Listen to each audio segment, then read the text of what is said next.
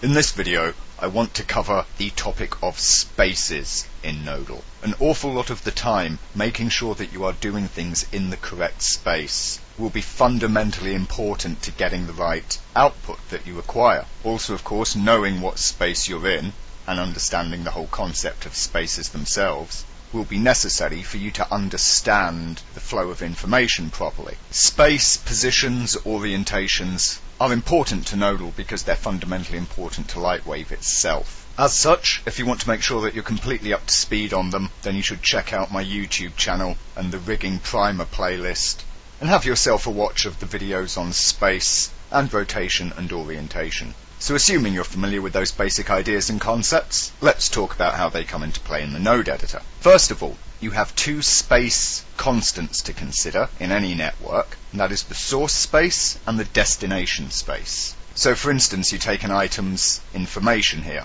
You can be looking at its position, which is of course its keyed value position relative to its parent space. Of course you have its world position, which is its position in world coordinates. These are examples of source spaces available from something. Your target space, or destination space, is always, of course, that space that essentially the destination node is in. Here, in the surface editor, your destination is always object space. That object space may be viewed in different ways, such as the X, Y, Z of its local space, or perhaps its U and V, if it has a UV map, or even potentially the UV values of individual polygons. But all of those are just different coordinates within the overall object space. There is no ability to switch this to world or any other thing. Let's see a quick demonstration with our texture here of how this all winds up working out for us.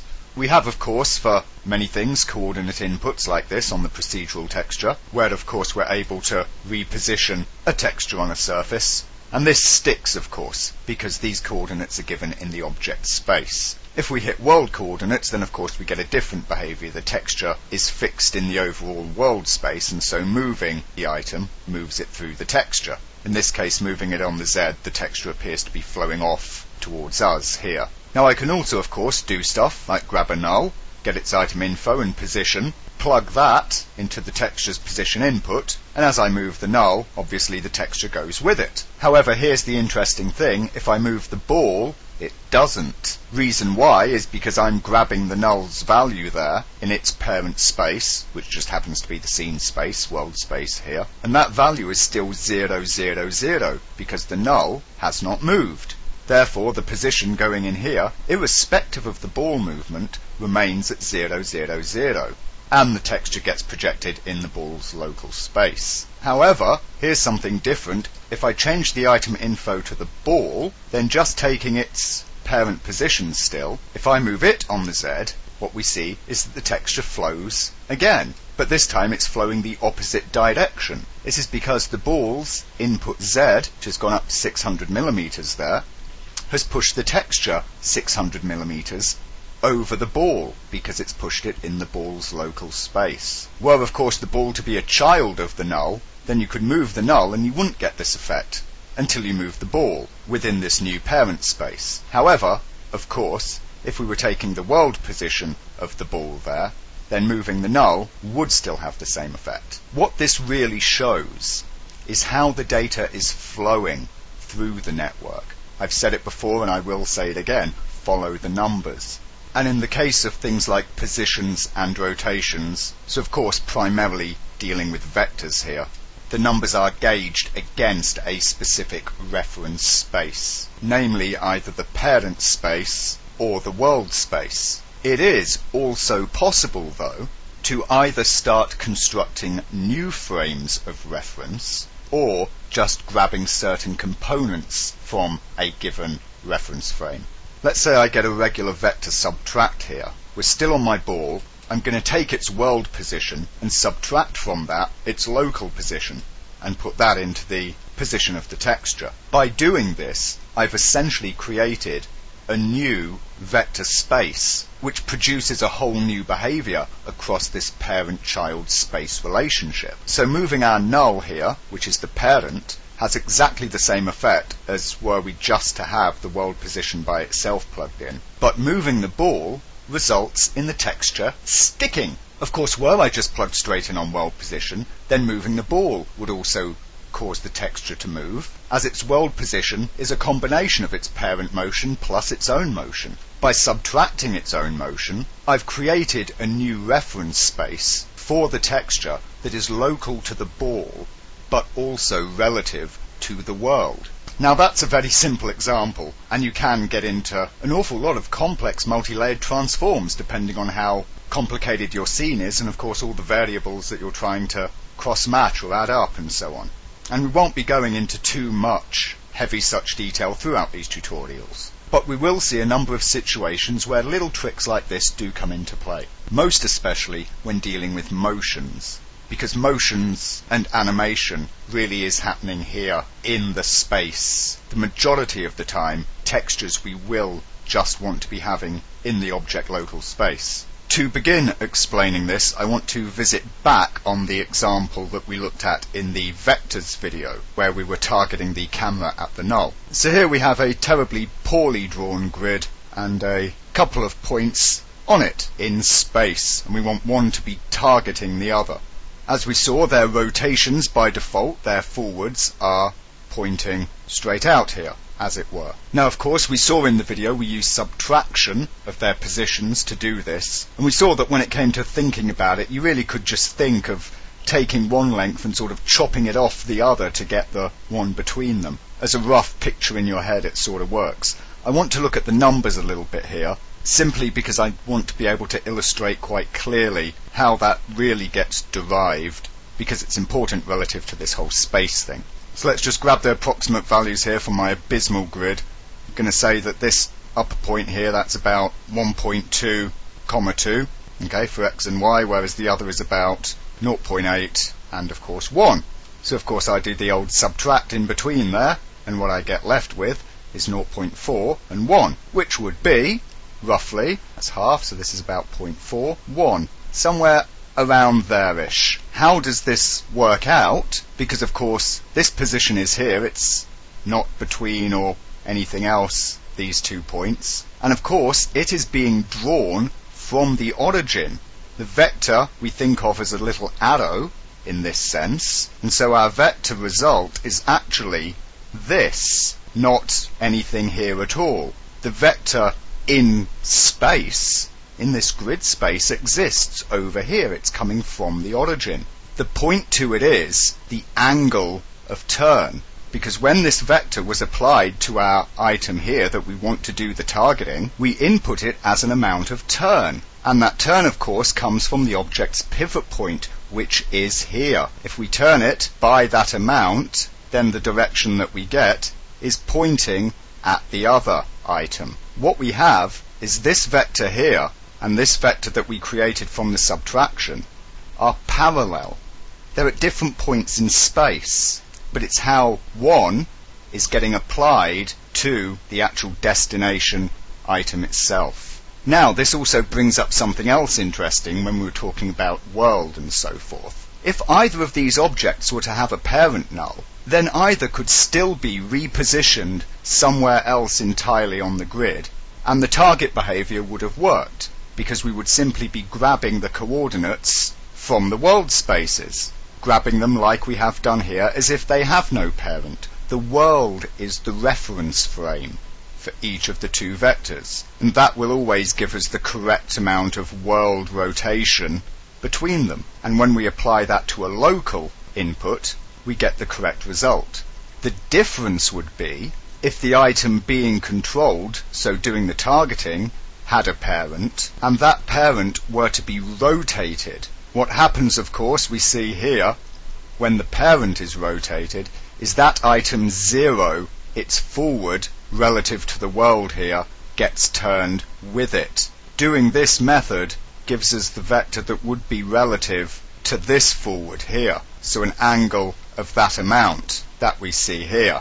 But because we apply it in local space, that angle would be taken at the pivot and we would have had an incorrect result. So when we are here in the nodal motion editor, we have to remember that at all times the input to the nodal motion is parent space. The values that you input to these connections will move or rotate the object in its own parent space. As such, when you do look at items themselves, you'll want to be careful of which space you are grabbing them in to make sure that you get the right lookup. This, as we just saw, goes doubly important for rotations. The standard rotation output here is of course the rotation in heading pitch bank in the parent space. If you want world rotation, then you have to take it as a matrix from the right up and forward.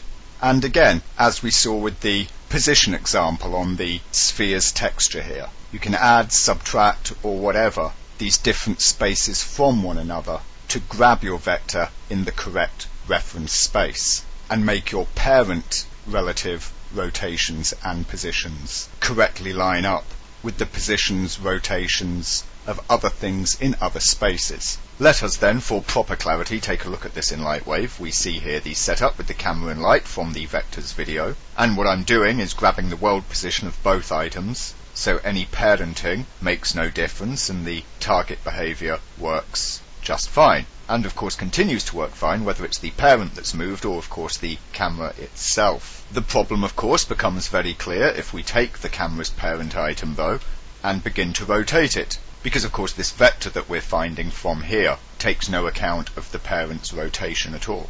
The fix for this is simply another subtraction, but this time on the rotations. What is happening in effect is that the parent's rotation is being added onto the rotation here that's being found from this vector. So we basically just need to subtract it. So we find ourselves effectively wanting something like this, where we take that parent item, take its rotation, and simply subtract it from our result here. So we can add on degrees in heading, which take the camera with it, but then subtract those same number of degrees, making the camera effectively turn back, and it appears thus to stay still. However, if we wobble this null around, we'll find that actually all is not happy. There's a reason for this, and it has to do with the fact that we're dealing with Euler ordered rotations. This subtract node does not take care of them properly. In the section of node-specific videos, where we introduce a lot of the vector operators, we'll talk about this stuff in more detail. But for here, an obvious way to do the subtraction is also to add the opposite, or the negative, or the inverse. So we could attempt to deal with this by grabbing the rotation, multiplying it by -1 to invert it, and then use the actual HPB add node to sort of perform this subtraction. So we're adding the negative rather than subtracting the positive. And whilst this does work, like previous on some axes, such as the heading, when we roll around we've got exactly the same problem.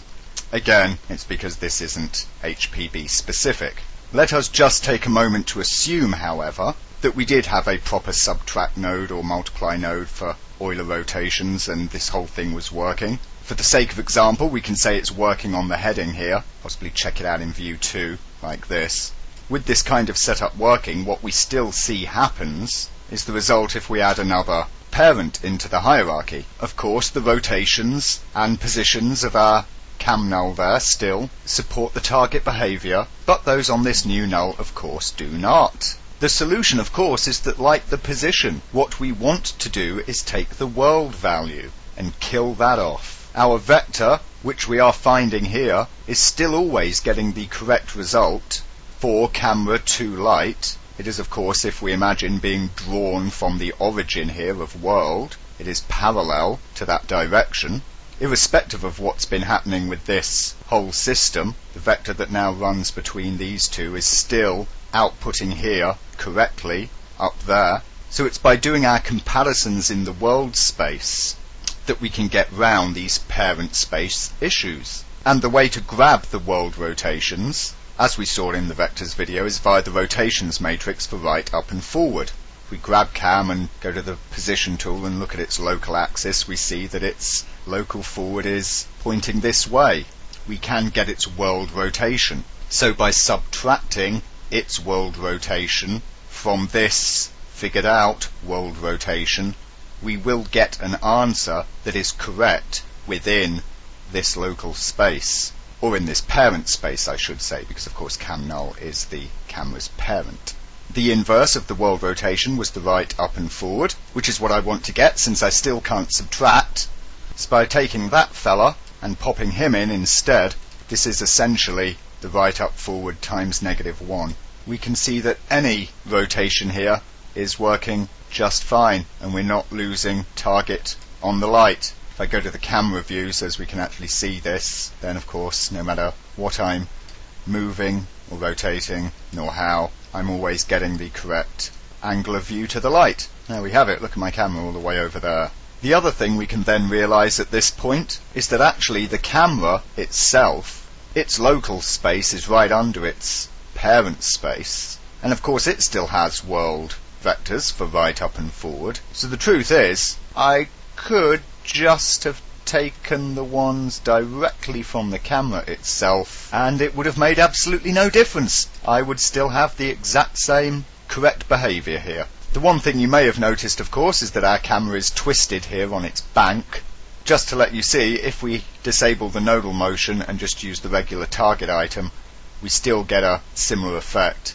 This of course is because we're not defining a pole or an up vector. Turn that off, go back to nodal, and we can see that I've got a vector here, which is just a constant up, 0, 1, 0, and by popping that into the up here, then that means that my camera is always aligned directly up, irrespective of what else is happening. And again, we can make another demonstration of this space thing by putting in a null here, whose position we'll call to be our up vector.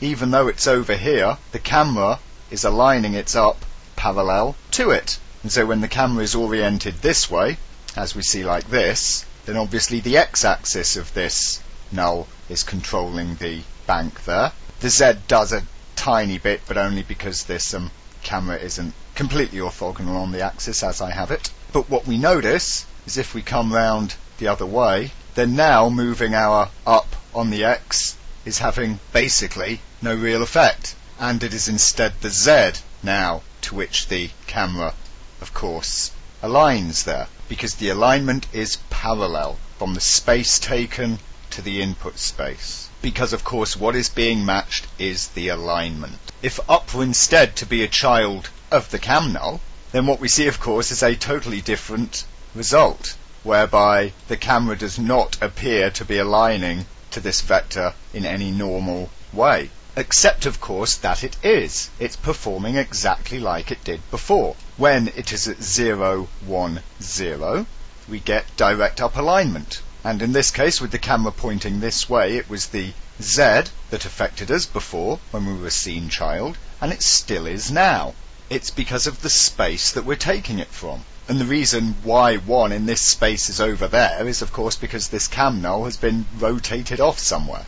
Were you to be back nicely at 0, and of course your parent also, which I can lose realistically for the sake of these further demonstrations here, so were you in fact at a full 0, then of course our pole would be up there and we'd swing around just like this. But of course rotating that cam null, even though it takes the pole with it, doesn't change the pole's value, so that does not change the up vector of our camera. Some of you may think, haha, the answer is the world position, right? Totally wrong, because of course now the vector is essentially being drawn to the origin again, and we can see that that is what our camera is aligning parallel to. No, what we need to find is this vector drawn by this line, and so what we do is mimic what we did here. We take the up null's world position, the cam null's world position, subtract them, and this becomes our up. And as we can see, it works exactly as expected. And when we rotate this thing around, the camera bank keeps up, though the targeting still works. And what these all put together demonstrate pretty well is how all of these spaces stack up and how we manage them. The first trick is world, getting world positions, getting world rotations. By doing that, you can take all the vectors into a singular space, the world space, and do your necessary comparisons and get the correct results out. You've then got the space where you apply them, If you've just done something simple like this initial position, or of course this rotation, which is more or less the same thing, just done with a couple extra nodes to pull out the proper world rotation and sort of subtract it. But when we're making these vectors in the first place, we can make them within given spaces, which is what these do. I'm looking at the world position, but the vector I get out is equal to the direction as it would be in this parent space, specifically this item space. So I get a vector from and to. And all of this is done so that we get something that aligns properly to the destination space, which is of course the regular old coordinate input for our item. Now at this point, of course, I appreciate we're starting to get into a lot more detail of these specific things. And of course I realise a lot of you may think, what does this have to do with work in general? It seems like an awful lot of it is related just to motions, rigging and that sort of thing. But of course, as we've seen, one of the advantages of Nodal is that you can start to bring some of those kinds of workflows and control systems into the way that you set up and control and animate textures. So that's all good stuff to know. Plus, of course, there's plenty of other instances, such as instances, which we scatter around a terrain and we're interested in their position and their rotation, blending different colours between them and so on. This sort of stuff comes in very useful there as well.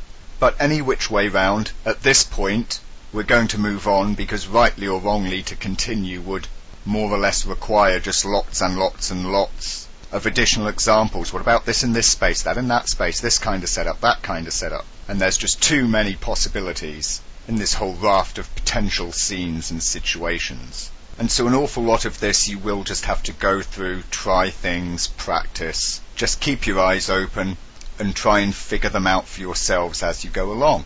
But you will see throughout the course of these tutorials that when we are dealing with motions and rotations and anything else, lots of the time with vectors, we will make reference to this whole issue of spaces to explain the flow of data that we're constructing, how it works, why it works, to help you further get clearer ideas of how to think your way through it for yourself when you're confronted with your own individual specific scene problems to find solutions to. And that really wraps up this whole introduction to the spaces in the node editor. Obviously we could talk about things like the displacement node editor, but this is very much like surfacing. A displacement is like a surface that outputs a positional value rather than a color value at a given point on the mesh, that's all. And so again, this is surface space, object space. And you'll find that pretty much any incarnation of the node editor falls into that same way of working. Were you perhaps using something like DP's node image filter, then of course the render buffer has a space as well, which is done as integer pixel counts, motion X and Y within the frame space. So hopefully that's introduced you to some of the issues that you will find yourself confronting in node editor when dealing with things in different spaces, shown you why these things occur, so as hopefully you can begin to think your ways around them and find solutions to them.